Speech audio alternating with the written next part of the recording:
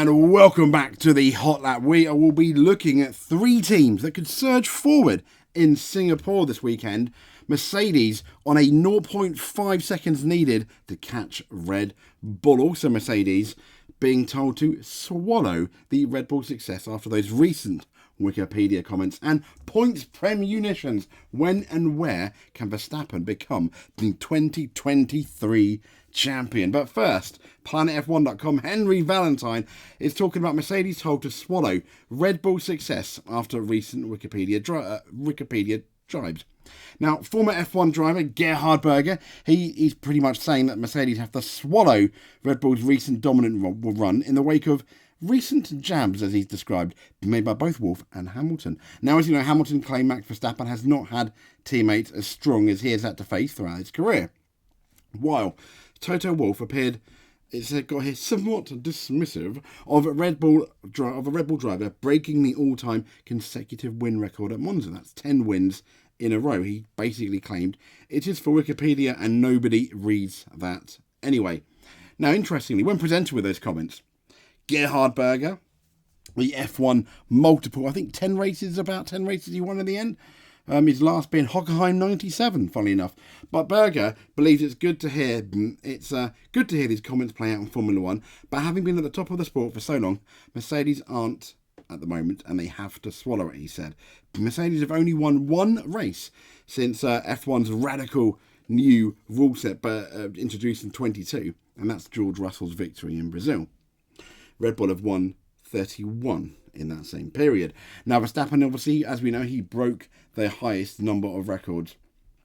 Mercedes are currently second in the constructors' standings. Now, the remark from Wolff and Hamilton at Monza sparked plenty of debate in the F1 world about how Red Bull's achievements should be viewed. But Berger believes Mercedes had their own share of similar comments pointed in their direction during their dominant years. Now is the time to try and get back on terms.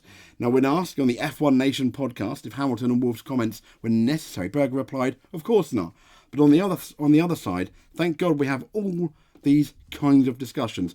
What should we talk about? Now, if they all would be very streamlined and never made any critical comments." In some ways, they're a bit frustrated too, because the seasons are not running as they would like to run. And then, in the right moment, the wrong questions give some statements like this. But at the end of the day, he says, they've been highly competitive over so many years, and at this time, others maybe have made some comments like this, and now they are in a different situation, and they have to swallow it. Let's say it this way. Lewis says Max doesn't have a strong teammate, but would Lewis be happy to try Max in the same team? I doubt it, he says. That's interesting. I still think in the same team, and completely neutral team, over the course of a season, I think peak Hamilton probably just takes it from peak Verstappen. But this is peak Hamilton, and Verstappen's currently kind of in his prime. That's just my opinion, but that is a wait and see. That could obviously change.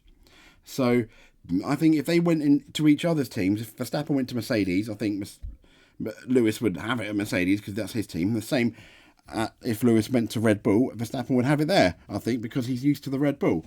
But there we go. Now, talking of Mercedes, this is on motorsport.com by Jonathan Noble. Mercedes has given faith for 24 F1 league by Aston and McLaren. Now, as we know, Aston Martin and McLaren have made massive jumps.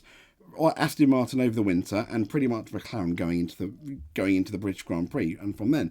Now, the article goes on to say that Mercedes has endured a challenging campaign where progress it had made as pretty much, they failed to ignite the world in terms of being a championship contender. The squad believes that a fundamental overhaul, however, of its approach for next year will pay dividends and hopefully, let's be honest, allow Hamilton and Russell to fight pace setter Red Bull on equal terms. However, the scale of the task, as we know, looks absolutely immense because Red Bull are more dominant this year than they pretty much were last year.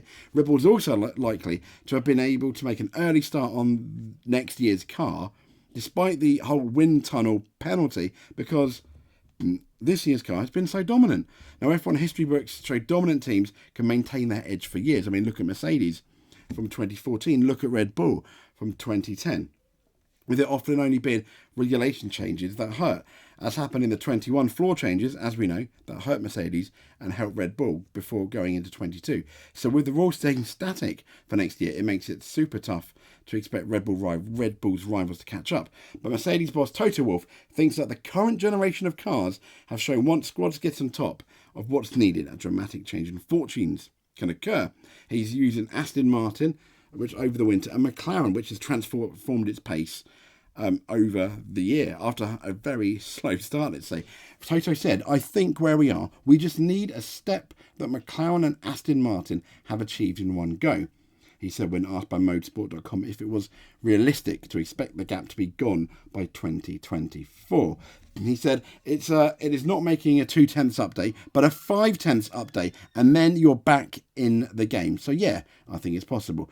Mercedes has a better grip on the car concepts that are needed to be successful in the new ground effect era. And Wolff said that there were changes being made to the W15 design. However, he admitted that Mercedes did not have all the answers needed and are still exploring avenues to kind of work out the best development path. He said, I think we have a few directions, he explained. If we would know, it would be much easier, but the car is very unpredictable and lacks grip. So there are plenty of things you need to tackle. He goes on to say, saying, we tend to believe in F1 that there's a silver bullet that's going to unlock everything. I think we just need to put components together to make them work together in the car. That's not one topic that I would call out. And it's certainly, I mean, when you look at it, it's certainly possible for Mercedes to do really well. It's certainly possible for Mercedes to make that big leap. Will they? Well, I guess the jury's going to be out come testing in the beginning of 2024. And talking about teams improving, a story on planetf1.com has basically revealed 3 teams that could surge forward in Singapore. Now, from the Temple of Speed to the Marina of Relentlessness, it says, F1 teams are braced for one of the more intense venues on the calendar, but who's set up for success? A regular site for scenes of chaos, drama and controversy, the Singapore Grand Prix has become a modern classic and an integral part of the sport. Now, while the marina-based circuit hosting one of the toughest races of the season, we take you through Singapore's unique challenge and which teams might be best placed to succeed.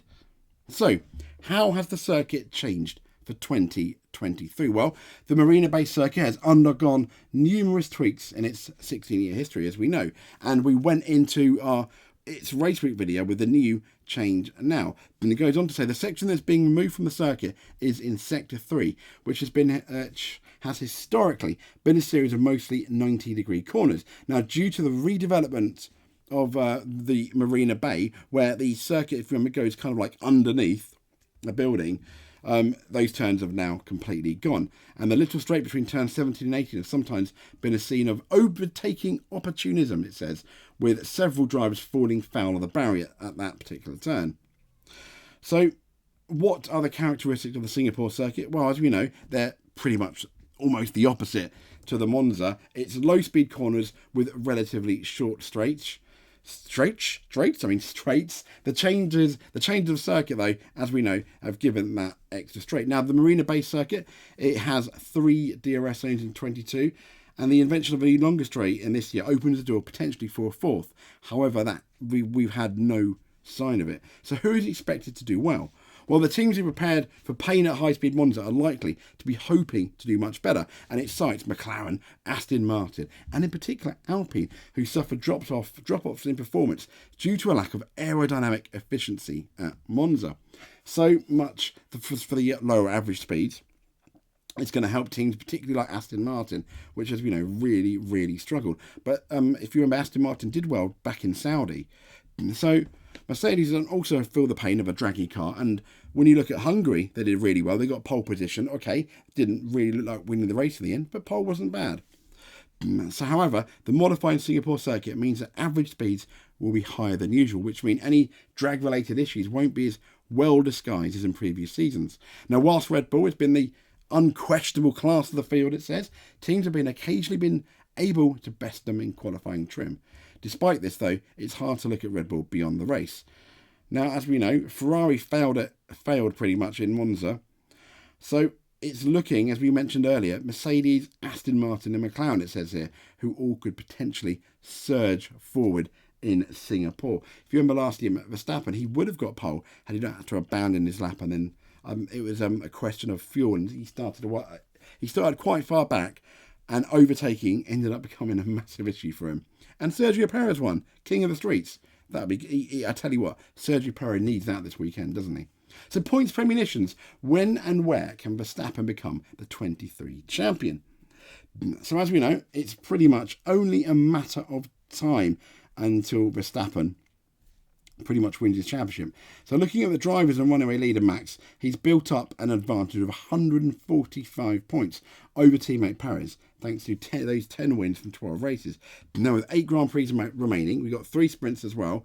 There are still 232 points up for grabs, which means no chance he can't win it in Singapore and secure a 3rd title on the bounce. However, depending on the results this weekend, the earliest Verstappen could clinch the title is at the scene of his last year's title, the Japanese Grand Prix, where he needs to depart with a lead of 180 points or more over Perez. However, taking Verstappen's and Perez's average race day scores, it goes on to say 26 for Verstappen and 16 respectively. The most likely scenario is the Drivers' Championship rolling onto Qatar, where an additional 8 points are on offer through the sprint.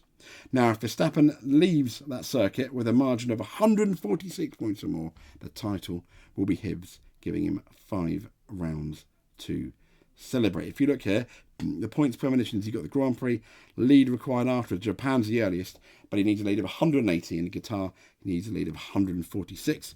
Then it goes down to 112, 86, 52 and 26. And that's currently over Perez, isn't it? However, Red Bull's points premonitions lead required after is 353. And this is taking the team's average race day scores so far into account, 42 for Red Bull and 19.5 for Mercedes. Suzuka, it said once again, is the most likely scenario for them to basically to become champions. Bit depressing really, isn't it, if you ask me. But there we go.